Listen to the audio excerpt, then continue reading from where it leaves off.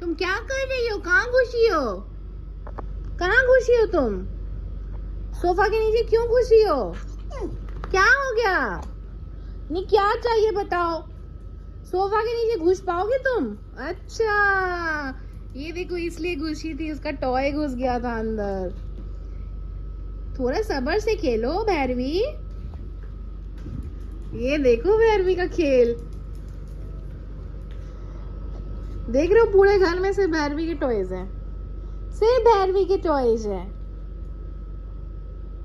फिर घुस गया, फिर घुस गया।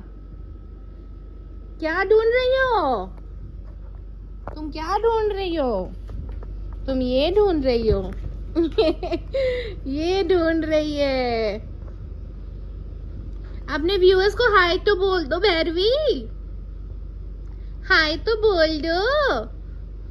अच्छा चलो गुड नाइट बोल दो, गुड नाइट।